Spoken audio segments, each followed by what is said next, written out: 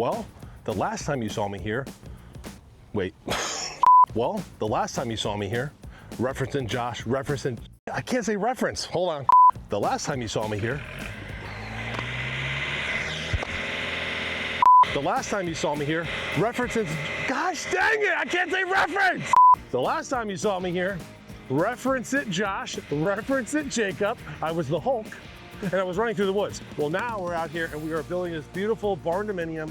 Finally, permitting is done. Finally, we are at the spot where the red iron is going up. So Josh is here today and we're gonna make this look awesome. Nick's on the phone, making sure the engineering is correct. Let's take a look. All right, guys, so this is a 4,000 square foot Barndominium. That's including the garage that's being erected right now. And once again, everyone's like, all right, what's red iron? Here is your red iron that's full of water right now. Now it's going up now. Everything's getting erected now. Like I said, Nick's going through everything. As you can see right here, we'll go through the plan, but this is gonna be a shower here.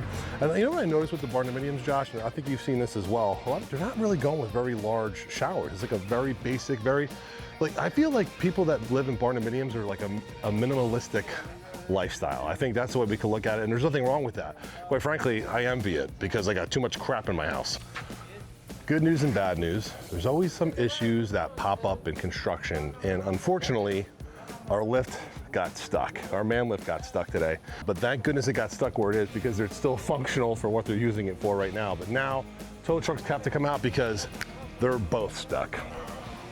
So it's Florida and weather gets crazy all the time. Our insulation was delivered and we had to cover it up immediately, obviously because of the weather and the rain. But it's out here, it's protected. We have security cameras on site to make sure that there's, no one's taking our equipment or our materials off the site. Nick Holmes. What's going on, guys? Ladies and gentlemen, Regan Weiss. Nick Holmes. We are back, and we are back, baby, at a Barndo. Nick, what's going on here? So this is our Barndo in Brooksville, yes. Right? Technically Wiki-Waki. Is it? Where are we? This is one of those weird areas. It's technically Brooksville. I don't know what Most people refer to it as Wiki-Waki, but we're just south of Woodland Waters for the people that know. There you go. Right? In theory, that's Woodland Waters, isn't that? Yeah. Actually. Yes, it is. It's right there. Get the shot. Okay, we're done. So we finally got the red iron frame up for this Barndo. This is the part that starts going real quick, right? So everyone talks about, hey, it's a lot of hurry up and wait in the beginning. This is the part where everything starts snowballing. We're gonna get going pretty quick here. Like every project, we have our little hiccups here and there, things that obviously that we want to address while we're out here. It's not perfect yet, but it will be by the time we're done. Yeah, but that's why you're out here. Number one, you have the background, you have the experience, right? You have the in-house engineering. Yeah. So, and you could simply, and think about this, years ago, you would have to come out here, then call the engineer, then they would have to come out here, and now you come out here, break out your phone, go to FaceTime, show it to the engineer, and we get answers pretty quickly. That's exactly it. So, although you guys might think this is a longer process, building is actually quicker than it's ever been before because you're able to get those answers because of technology. By a lot, yeah. You were talking about this wall over here and what's going to be happening. So this homeowner, I gotta say, has a lot of really cool ideas, but he's got a lot of cool accent walls and stuff like that he wants to put in. So we got a lot of stone accents that are gonna be coming into this house. We got a lot of open space that's gonna be a little bit different, but realistically, this whole side is gonna be master bedroom. Awesome. And then this whole side here is big open living room space. And I believe we have 4 more bedrooms. I'll have to double check the plan. It's either 3 or 4 more bedrooms right over there. Right, and this is a long time coming for this project. It's been a bit. We've actually met him, I remember Christmas time a while ago. Actually, Christmas time of like 2023. Right, so when we first initially talked to him, and then it's just a process to get to this point. We've had financing holdups, then we've had engineering holdups, and we've had product delivery holdups. We had the worst time I've ever dealt with gopher tortoises. Oh, that's right. That was a big delay here. That was a huge one. Yeah, we had FWC hold up this project for almost 3 months, which is great. Doing things by the book, going ahead and getting the right permits that we need to get and going through that process. Yeah, I mean, look, overall, it's just an awesome kind of view. It is a great view. Right? It is a great view. This is. Picture that. Was this a slider or was it French? I believe this is a slider. I'd have to double check our plan. Slide, come out. Right? Yeah. And then your building, so it's block all here. Yep. So fireplace. You got your fireplace sitting there. This is all going to be a covered porch that's added on. Yep.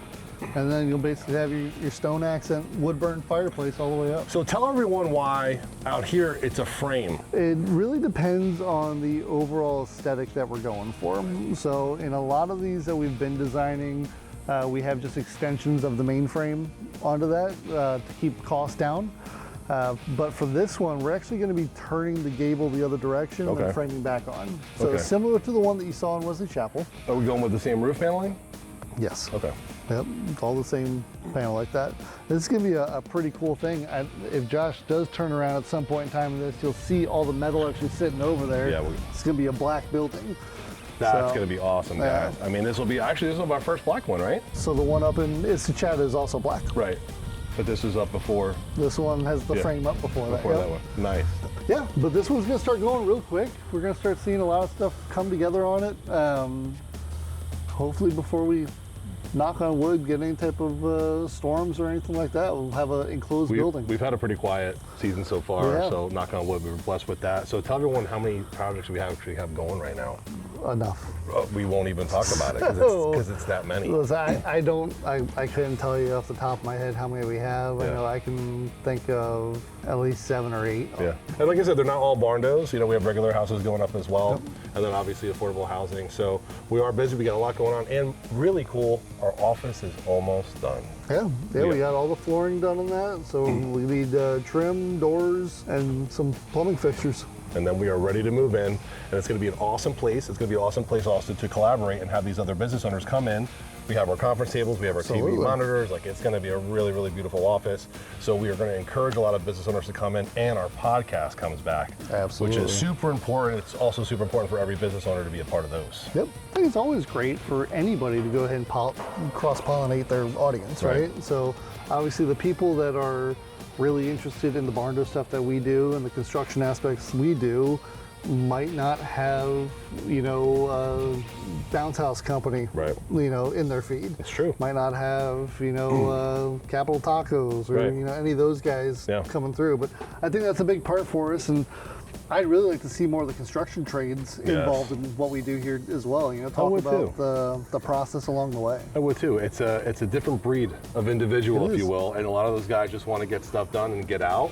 But they got to realize, like, the more they get their name out there, they're going to get hired by other people, and like that's our goal too, is to show them how to do that and become more successful. We've done this all over the country. I've been blessed to do it all over the country, and it's crazy because, like we've talked about before, we've kind of normalized networking in our area, and then you can see a lot of people trying to piggyback off of what we do. And so anyway, that's why I think it's important for all of them to network with us so we can show them the way. So what do we have next, my friend?